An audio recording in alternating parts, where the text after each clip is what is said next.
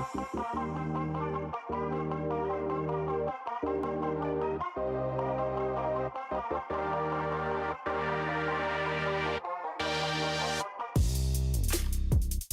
guys? This is Crow from Team Triple Sleeve, back at it again with yet another deck interview for Cardfight Vanguard Overdress Crow's Nest first installment. And again, you already know this face already. None other than Sam. What's up? Sam, tell me about your experience. Tell me about your matchups, how you feel about the event. Do you think it was ran well? The whole spew. Yeah, so I love it. Obviously, first tournament back for me since the last Crow's Nest, which was sick. Yeah, because you didn't go to the last one that was I at didn't go to the 4-4. most previous one, no. Right. I was flawless like always. Matchup-wise, I played against... What even did I play against? Oh, I played against I played against Keter first round. Then I played against Nirvana second round. Third and fourth were both against Bruce. And then top 8 was also against Bruce. Bruce is like the beta of everybody's existence. Everybody played it. I was like, what the hell? I had never played against it before. I never really knew what any of it did. So the first game, or round 3, I was like, oh, that's cool. Then the fourth one, over trigger killed me, which is fair. Love to see it. Same with top 8. I was like, oh, cool, over trigger. I lost. And then they high roll, and I'm like, I still lose. Didn't you hit a defensive over trigger too in one of your matches? Yeah, I seen that. The top 8, I over triggered, and I was like, oh, sweet, I'm living. So I played Zorga, and then I didn't have a order in my hand to Alka Magic. And so I was like, well, I guess I still lose. But yeah, it's a hit or miss sometimes with that deck. Yeah, it happens. I'm not too mad about it. Just gonna learn from it and just move on. So I know you just said you play Zorga. How do you feel about that deck in the for one, how do you feel about the deck in the current meta? Right. 2, how do you feel about the deck overall from a player's perspective? In the format, I think there's a lot of decks out there that are like not brain dead, but the skill ceiling kind of caps out. And like, let's take, I don't want to say Bastion's brain dead. It's not. You actually have to know how to play the game. But compared to Zorga, it's a lot less going on. And the reward for risk is a lot higher with Zorga. Also, they don't have any removal in Zorga right now. Yeah, it's a 3 attack deck too, which also hurts. So it also hurts when like you have to do 4 for it to be relevant. But other than that, I think the deck, it's probably like very, very high tier 2. I wouldn't say it's in the tier 1 list. I would definitely say it's tier 2. Top 4 deck free, in my personal opinion. Yeah. And then also with set 2, we'll have to see what happens. New order's kind of nice. Yeah, so I was like, we'll see how it all kind of settles out. But definitely highest skill cap. That's also kind of why I played it, because I was like, I'm going to think. I don't want to just dash. I actually want to like enjoy the experience. Right. Fair enough. Yeah, so like playing it, it's super like rewarding. When it all works the way it's supposed to, you feel like you're just like Galaxy Brain. It's like, I'm playing against Smooth Brain, I'm Galaxy Brain. And then when it doesn't work, you just sit there and you're like, oh, this deck sucks. But I feel like that's what any deck. So. Fair enough. Yeah. All right. So without further ado, we're going to hop inside that profile. All right, Big Homie, go ahead and show me what you got in that deck. All right. First off, Gara Sleeves, best character. We'll start out, we'll just go through the ride line. We got the starter, enough said. The Rancor. I actually really like this card. A lot of decks only play one of it. I kind of followed suit. There's better cards to call back whenever you revive anything. But the fact that if you go second, you can have an 8-card hand just because you just get to draw 2, -1. It's whack. Then you got free value. The Husk Dragon that you literally just get back the card you drop with Rancor, so it's just stupid free. Also a really good beat stick, being for 15 pretty much every single turn. Pretty self-explanatory. And then we got Zorga himself. I'll go more in-depth in him when I actually get to my grade 3s. I just think it's super underappreciated, and the plays that you can do is just really dumb. So we'll go to our grade 3s. We got the 3 other Zorga right here. Excuse me. So you got the Alchemagic that lets you play 2 orders, one from your hand and then one from your drop zone. That's really nice when you put it in tandem with the thing that gives the front row 10k, and then also the Revive for 1.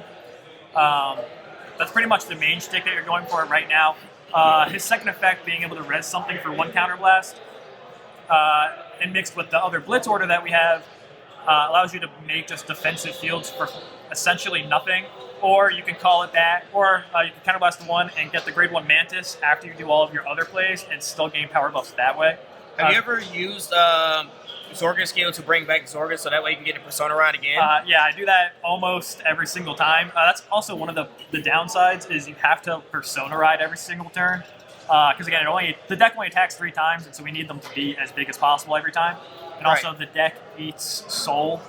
And so if you're not continuously rewriting, you're kind of just stuck there. You can't really efficiently do your other plays. Right. But yeah, I'm excited to see what other orders come out, just in general for Stoicheia. Also, I think this guy in Premium might be kind of nice. Nuts at some point. I don't know when, but definitely amazing. And that's all of the grade 3 units we play. We play the orders. We've only got 3 of this thing. This is the Counterblast 1. If you have Zorga Vanguard, everything, or you pick 3 things and they gain 10k. This makes up for the fact that you only get to attack 3 times. Like, so if you Persona Ride and do this, it's essentially like a 20k to the front row. Or if you have to do weird, like, retire, then call, and like weird kind of orders, you can just distribute the 10k however you want. So you're still getting big boards, especially since nothing restands. It's just perfectly fine. Right. And then I play 2 of this. I like it and I hate it. I feel like whenever I check it or use the skill to Soul Blast 2 and check the top 4, I always hit like 2 triggers and then 2 orders, and I'm like, well, that was pointless. Well, I mean, it's fair game at the same time, because at least when your triggers hit the board, you can at least bounce them back with Ghost Chase. Right. So I guess you could say it's like free shield value, quote unquote. Yeah, it's kind of free shield, and also it's only really good when you put it in combination with Hendria, because then you can just sack her off to not pay the Soul Blast 2. That's my reason I play 2, because I'd rather just use the Resurrection order more than this. So that's just like a better version of this. That's it for the grade 3s. I'd probably change something up. I like the other grade 3 that gains just a 5k, because it's just a bigger version of the Husk. I was just about to ask you about that card too. I actually really, really like that card. I might just bump this down to 1. But we'll see. Because you only need to play 1, so you can just bring it back. Yeah. And this is only really relevant against, like, in my mind, control matchups. Prison. Where you just need to be like, oh, let's just bring stuff back anyways and keep beating. Gotcha. So yeah, also if you have it in your hand, you can technically use it twice with Alchemagic. So that's it for the grade 3s. Going over to grade 2 world, we've got the 4. I actually love this card. I don't even know how to pronounce her name. I think I already mispronounced it. It's like Hendria. Hendria. I don't know. Something. So, Yellow girl. Yeah, so she's a Neo Nectar unit. She mills 3 cards on place if you want to. You don't have to, which is nice, because in late game you don't have to mill, which comes up more often than I thought. And then the second skill, just being able to retire instead of paying the Soul Blast cost. I love that. I wish it was Counterblast sometimes. But we get one in the next set. I know. I'm just saying. I'm just like, if only. Because being able to use your resurrection stuff is great, and also paying it for this is great. But at the same time, when you want to just res something and you use this to call the 4, it's cool, but if you're just resing something, it's only Soul Blast 1. So maybe we'll get like a triple rare order that requires like a bunch of Soul Blast, and she'll become more relevant. We then play the 3 other Husks. I told you guys I love this card to death. Being able to just become a 15k beater, or when you resurrect it with anything really, just gains another 5k, so it's just a 20k beater. But again, the other grade 3 just kind of does what this does, but a little bit better. So I was just going to mention that, like I said earlier, that in most builds, it's, like even the build that I tried myself, wow, I got a little bit louder here. Sorry guys for that. But a lot of decks I've seen actually cut this out completely out the main deck and only keep the one in the ride line. Yeah. And they end up running more of the other grade 3 order, this one here, Yep. in place. Yep. Like they run one more of these, or they run one more of these here. Right. And then the other 2 slots that they have, they would put in the dragons. Right. That's why this was like rough draft version 1, and so I'm just trying to feel it out. You got top 8 with it, so. Yeah, that's true. And so, I don't know. I always just find myself calling them out. But in theory, as long as you have one of your ride line, you can guarantee it being at the drop because you soul blasted out. So it'll probably be like the flex spot that I'm going to be messing around with. Gotcha. Also, when we get other grade 2 units, it's easy to just blob them out. Then I'm a bit wild, and I play 4 Ghost Chase. Most people run like 3. Yeah, normally it's 3. I love this card so much. You never miss the ride line where you have to ditch an order, so. Exactly. That's why I was like, well, we'll kind of risk it. I definitely want to bring it down to 3 because there's moments where I'm like, if this was just a regular order, it'd be great. So I'm definitely going to take one of these out. And I just love this card. Yeah, I run so I'll 4 probably of play those. 4 of it. Yeah. Just because there was times where I would sit there and I'd be like, ooh, if I just had an order in my hand, I could use Alchemagic and not win, but just put a lot more pressure than just base numbers. Right. And it was this card. So I was like, that was just something different. However, I don't see myself never not playing at least 3 because free hand advantage is just free. I wish it gave more than 5k, but I can understand why it can't, because if you put a trigger down, then it's essentially like a 20k guard, even though Keter Sanctuary has a blitz order that gives 20k shield, but that's neither here nor there. The last card I played was one of this really bad order that you should never play. Yeah, that's what I was saying. Nobody runs that card. In theory, I was like, oh, well, I use a lot of soul, but then I was like, well, retiring 2 cards kind of does suck, even though you can res 1 with Zorga. It doesn't I feel like pay it's off. a neg 1 because you have to kill 2 cards. You're using a card from hand. You have to kill 2 cards, but you draw a card, which is still you only net 1 card, but you just neg 3. Exactly. It's just 1, I guess you can say. Yeah, 1 tech. It's just a piss poor card. I already know what I'm putting in instead of this, but yeah. Gotcha. That's it for them. On to the grade 1s. On to the grade 1s, the best part of the deck, in my opinion. The most versatile cards, I guess. Let's get it out of the way. 4 new perfect cards. Mandatory. Enough said. They're just good. Then only 3 body. I'm bumping this up to 4. Definitely. Free value. It's literally just free. I definitely think, like, just order-wise, that's the best, and then this is the best. Because in tandem, you're essentially making 35 extra power on the field. Once you have a board, the board is pretty stable. Yeah, even if they just start shipping at stuff, it doesn't matter to just bring it back. Right. Which is why Grand Blue used to be so good, and this is kind of like the Grand Blue-esque kind of feel to the Stoicheia stuff. Not much else to say. I normally always want to use this first, and then have this in my drop, just for distribution of power gains and stuff like that. Right. A lot of times people tend to forget that the order that you use from your hand, procs, like, although you pay the skill at the same time, the one you use from hand procs first, yeah. And then the second skill is added onto the bottom. So this is literally bottom text. Yeah, so that's a lot. Any other red text. Yeah, any other like matchups I've seen, and people are just like, oh, I'll just do this. It's like, no, the order matters, and that's why I think the skill cap is so high. With more orders that come out, it's going to be a lot more thinking before you just kind of just run through everything. Right. So yeah, great card. Definitely bumping this up to 4. And then we've got 3 Mantis. I love rezzing this card because it just says when placed, you give something 5k. And so even if you have to call it back with Zorga's skill, then you're still gaining the 5k just like you would with the body. Not much else to say.